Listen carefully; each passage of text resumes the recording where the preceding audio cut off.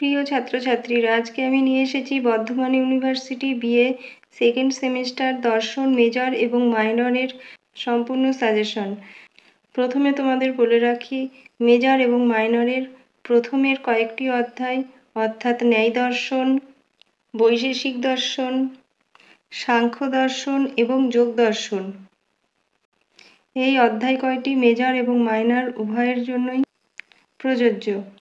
তাহলে এবার শুরু করা যাক সাজেশনের প্রথম প্রশ্ন নিয়ে। প্রথম অধ্যায় ন্যায় দর্শন, এই অধ্যায়টি মেজর এবং মাইনর উভয় ছাত্রছাত্রীদের জন্যই প্রযোজ্য। ন্যায় দর্শনের প্রথম প্রশ্ন, ন্যায় দর্শন অনুসারে প্রত্যক্ষের লক্ষণ দাও, সবিকল্পক ও নির্বিকল্পক প্রত্যক্ষের পার্থক্য করো, বিভিন্ন প্রকার লৌকিক সন্নিকর্ষগুলি ব্যাখ্যা করো, অথবা সন্নিকর্ষ বলতে কি বোঝো, সন্নিকর্ষ কয় প্রকার ও কি কি, লৌকিক সন্নিকর্ষের বিভিন্ন ভাগগুলি উদাহরণসহ ব্যাখ্যা করো। নেক্সট প্রশ্ন, স্বার্থানুমিতি ও পরার্থানুমিতির পার্থক্য লেখো। পরের প্রশ্ন, ন্যায় দর্শনে স্বীকৃত বিভিন্ন প্রকার অলৌকিক সন্নিকর্ষ আলোচনা করো। নেক্সট প্রশ্ন, অনুমান প্রমাণ আলোচনা করো। পরের প্রশ্ন, ব্যাপ্তি কাকে বলে, ব্যক্তিগ্রহ লাভের উপায় কি। এবং সবশেষ প্রশ্ন ন্যায় দর্শনের, সেটি হলো পঞ্চাবয়বী ন্যায় কাকে বলে, পরার্থানুমানের অবয়বগুলি আলোচনা করো। পরের অধ্যায় বৈশেষিক দর্শন, এই অধ্যায়টিও মেজর এবং মাইনর উভয় ছাত্রছাত্রীদের জন্যই প্রযোজ্য। প্রথম প্রশ্ন, বৈশেষিক মতে দ্রব্য পদার্থ ব্যাখ্যা করো। পরের প্রশ্ন, বৈশেষিক মতে সামান্য পদার্থ ব্যাখ্যা করো। নেক্সট প্রশ্ন, বৈশেষিক মতে বিশেষ পদার্থ ব্যাখ্যা করো। নেক্সট প্রশ্ন, অভাব কাকে বলে, অভাব কয় প্রকার ও কি কি, অভাবকে কিভাবে জানা যায়। এবং সবশেষ প্রশ্ন, বৈশেষিক দর্শন অনুসারে কর্মপদার্থের একটি সংক্ষিপ্ত আলোচনা করো। পরের অধ্যায় সাংখ্য দর্শন, এই অধ্যায়টিও মেজর এবং মাইনর ছাত্রছাত্রীদের জন্য। তবে সাংখ্য দর্শনের প্রথম প্রশ্ন হলো, সাংখ্য দর্শনের সৎকার্যবাদ আলোচনা করো। সাংখ্য দর্শনে পুরুষ কি, পুরুষের অস্তিত্বের সপক্ষে যুক্তিগুলি কি কি, সাংখ্য দর্শনে প্রকৃতির অস্তিত্বে কি কি যুক্তি দেওয়া হয়েছে তা ব্যাখ্যা করো। এর পরের অধ্যায় যোগ দর্শন, এটিও মেজর এবং মাইনর ছাত্রছাত্রীদের জন্য। প্রথম প্রশ্ন, চিত্তভূমি কি, বিভিন্ন প্রকার চিত্তভূমি সম্বন্ধে যা জানো লেখো। পরের প্রশ্ন, চিত্তবৃত্তি কি, বিভিন্ন প্রকার চিত্তবৃত্তি সম্পর্কে যা জানো লেখো। এবং সবশেষ প্রশ্ন, যোগের বিভিন্ন অঙ্গগুলি সম্পর্কে লেখো। এবার যে অধ্যায়টি থেকে তোমাদের জন্য প্রশ্ন নিয়ে এসেছি, সেই অধ্যায়টি শুধুমাত্র মেজর ছাত্রছাত্রীদের জন্য। অধ্যায়টির নাম দেকার্ত। প্রশ্নগুলি হলো, দেকার্ত কিভাবে আমি চিন্তা করি আমি আছি এই সূত্রটি আবিষ্কার করলেন, এই সূত্রটির অন্তর্নিহিত তাৎপর্য কি তা ব্যাখ্যা করো।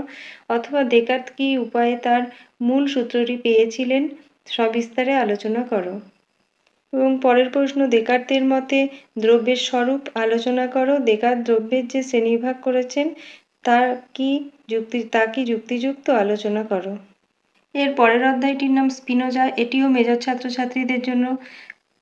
প্রথম প্রশ্ন, স্পিনোজার মতে দ্রব্য ও গুণের সম্পর্ক ব্যাখ্যা করো। পরের প্রশ্ন, স্পিনোজার মতে দেহ মনের সমান্তরালবাদ আলোচনা করো। নেক্সট প্রশ্ন, স্পিনোজার সর্বেশ্বরবাদ আলোচনা করো। অথবা স্পিনোজার মতে জগৎ ও ঈশ্বরের সম্পর্ক আলোচনা করো। এবং এই অধ্যায়ের সব শেষ প্রশ্ন, মানুষের স্বাধীনতা সম্পর্কে স্পিনোজার বক্তব্য আলোচনা করো।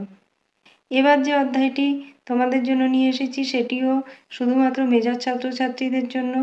অধ্যায়টির নাম লাইবনিজ।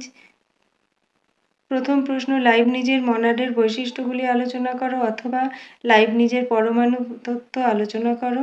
এবং পরের প্রশ্ন, লাইবনিজের পূর্ব প্রতিষ্ঠিত শৃঙ্খলাবাদ আলোচনা করো। এবার যে অধ্যায়গুলি তোমাদের জন্য নিয়ে এসেছি সেই অধ্যায়গুলি শুধুমাত্র মাইনর ছাত্রছাত্রীদের জন্য। মীমাংসা দর্শন, প্রথম প্রশ্ন হলো, মীমাংসা দর্শন সম্মত অর্থাপত্তি প্রমাণ আলোচনা করো। এবং পরের প্রশ্ন, মীমাংসা দর্শন সম্মত অনুপলব্ধি প্রমাণ আলোচনা করো। এবং পরের অধ্যায় অদ্বৈত বেদান্ত, এটিও মাইনর ছাত্রছাত্রীদের জন্য। অদ্বৈত বেদান্ত মতে জীব ও ব্রহ্মের সম্বন্ধ আলোচনা করো। অথবা আচার্য শঙ্করকে অনুসরণ করে জীব ও ব্রহ্মের সম্পর্ক ব্যাখ্যা করো। এবং অদ্বৈত বেদান্তের শেষ প্রশ্ন, রামানুজ কিভাবে শঙ্করের মায়াবাদের সমালোচনা করেছেন তা লেখো। এর পরের অধ্যায় কান্টের বিচারবাদী তত্ত্ব, এটি শুধুমাত্র মাইনর ছাত্রছাত্রীদের জন্য। প্রশ্নটি হলো কান্টের বিচারবাদ কি ব্যাখ্যা করো, অথবা কান্ট কিভাবে বুদ্ধিবাদের সঙ্গে অভিজ্ঞতাবাদের সমন্বয় সাধন করেন। এর পরের অধ্যায়টি কার্যকারণ তত্ত্ব, এটিও মাইনর ছাত্রছাত্রীদের জন্য। প্রথম প্রশ্ন, কার্যকারণ সম্পর্কে প্রসক্তি সম্বন্ধ বা অনিবার্য সম্বন্ধ মতবাদ আলোচনা করো। পরের প্রশ্ন, কার্যকারণ বিষয়ে হিউমের মত লেখো বা কার্যকারণ বিষয়ে সতত সংযোগ তত্ত্বটি ব্যাখ্যা করো, এই মত কি গ্রহণযোগ্য।